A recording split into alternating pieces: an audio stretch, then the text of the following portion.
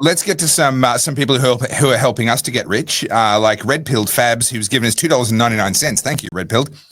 Do you think Crucifulli will vote Castle Law down? I don't think Castle Law is going to get up under any of the current governments, Labor or Liberal, in this country.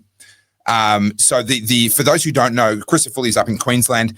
He's nominally a Liberal Party Prime Minister, and he has been good in a couple of ways, but in other ways really not. And their Castle Law petition, last I saw, I think it was at 80,000 or something signatures. Now, I might be a little bit out of date on that, but it's done really well. So well done, Queensland, on your Castle Law petition. So it will get debated in Parliament. The Katter Australia Party are introducing, or maybe have introduced, I'm not sure, legislation to try and make it happen. No, I don't think it's going to get up. I don't think you're going to get Castle Law in Queensland this time around. But understand what you're doing is you're shifting the Overton window. You're shifting what is seen to be acceptable, because a little while ago it wasn't seen to be acceptable to even talk about it. Now it's been made acceptable to at least have the debate.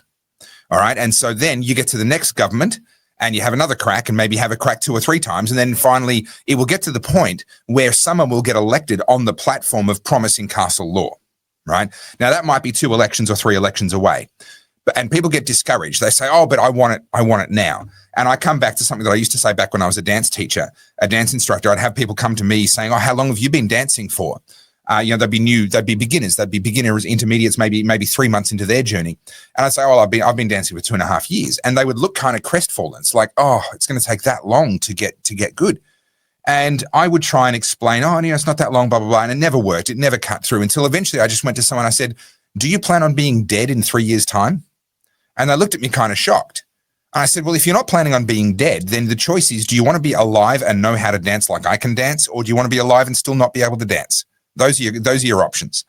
And so for people that go, oh, what's the point? It takes too long. Nothing ever changes, blah, blah, blah. Well, do you plan on being dead in 10 years? Well, maybe some of you are of an age where maybe that's a possibility.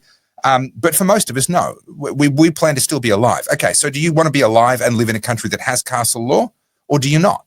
If you want to have Castle Law in 10 years' time, work at it like you want it in 1 year, and maybe we'll get it in 10. So no, unfortunately, Red Pilled, I don't think we're getting it this time around.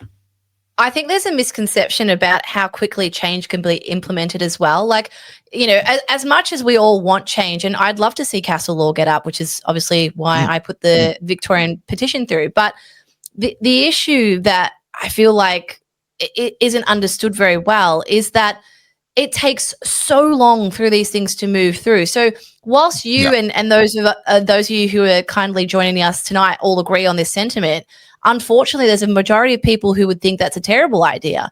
And so you can't, it's like steering the Titanic, which is maybe a bad analogy, but, steering a big ship, you can't turn it on the dime. I think it's a perfect analogy for Australia right now. Maybe it are. Oh, God, I have to touch this one. Are you ready? Because this is going to send me this one. Adrian Portelli isn't a good example. The 2 Atlassian founders are Mike Cannon-Brookes and Scott Farquhar. Scott seems nice. Mike is an absolute wanker. If we're using the founders of Atlassian to be the moral, if they're our benchmark, we're in trouble. That's terrifying to me. Tell me, when was the last time Mike Cannon-Brookes went and put a tab at the local Coles in the West and said, hey, guys, come do your groceries, I'll pay for it? Anyone? Yeah. Anyone?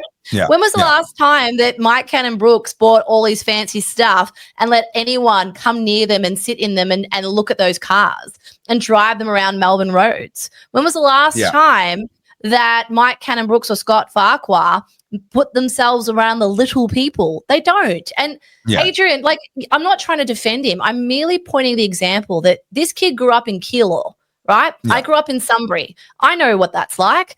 And he went and did it big, and he hasn't left Keilor. I actually don't know, but I think he still lives out that way somewhere, obviously in a much nicer house. But he hasn't forgotten his roots, and that's what everyone always says. Oh, you've changed. I'm telling you. That's going to be a hard argument for you to win when one of his publicity stunts was putting a McLaren up on the whatever floor of his apartment building. So did you hear his comment I get where you're coming from, but I can also understand why people don't buy it.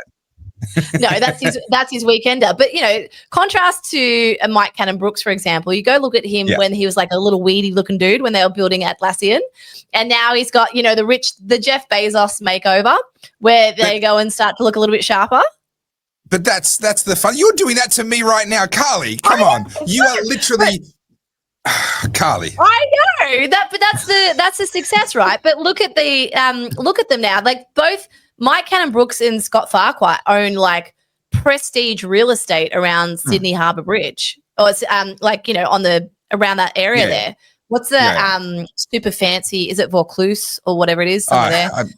I don't know, but you contrast that with someone like a Richard White. So he's the guy who's behind. Someone help me out here. He's big logistics software firm. They've gone global. They've done WiseTech, and he's done really well. He still lives in the same house that he grew up in. He's obviously completely redeveloped it, but he's still on that block, still in the same suburbs, in sort of middle of nowhere, Sydney. And there is something about that. I mean, maybe this is my own tall poppy syndrome talking, but there is something about that and saying, okay, I'm going to stay where I am and make it better and make my area better and bring some other people up with me just by raising the area, rather than saying, oh, I've made it now, so long, suckers, and go and move to the spot where the rich people already are. I think there is something, I don't know, it's more noble about that. I'm not even sure. And this might be my own insecurities talking, but that just seems like a better path to me. See, it's interesting you say that because, look, I'm not saying this is right or wrong. This is just merely my experience. Like, being a photographer affords me some incredible opportunities to be in the rooms with people I have no business being in a room with.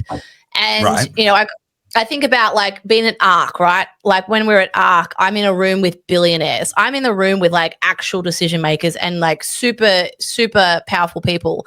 And then, I end up in other rooms taking photos and whatnot. And being the extrovert I am, I end up having conversations with people, again, I have no business having conversations with. And I have found that proximity is honestly the best way to see yourself start to succeed, whatever that version of success is for you. I'm not saying I want to be a billionaire, but there's a totally different mindset around it. So contrast this. Just before COVID, 2019, I was living up in the Bayside area of Melbourne, and I decided to move down to Geelong Way. I was in Armstrong Creek because I was trying to save on rent, and I had this idea that I was going to go and save some money to be able to buy a house. And then COVID happened. Lol. Funny. But anyway, long story short, I got stuck in Geelong. And no disrespect to anyone in Geelong. I still do like Geelong, but there is a total mentality shift. And as soon as COVID was done and we were allowed to move, I moved straight back up to Bayside Melbourne. And it was like the sun had come out around people who are actively doing things, going places. And even like something as simple as fitness, like we're back near the beach now, and I went for a quick walk to the beach and everyone was going for a jog, walking, like, everyone was out and about. And I do think proximity can be a really rewarding thing, even if, like, I'm not rich, I'm not a billionaire, you know what I mean? I don't live in a Brighton mansion, but I can still be there. You like living around wankers. Let's just cut to the chase. It's, it's the wankier, the better. Listen, I know you have to put up with Carly as well, but aren't I worth it? Just follow for me. Just like and subscribe and share and just tell everyone about me. Don't mention Carly. Don't tell them that she's there as well. Just kind of like she's the relative that nobody talks about. Like, let's just make a deal. We won't talk about her. Just follow for me. Yeah? Follow, like, subscribe, buy us a coffee. Yeah?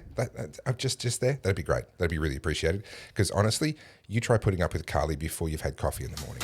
It's not fun. Thanks.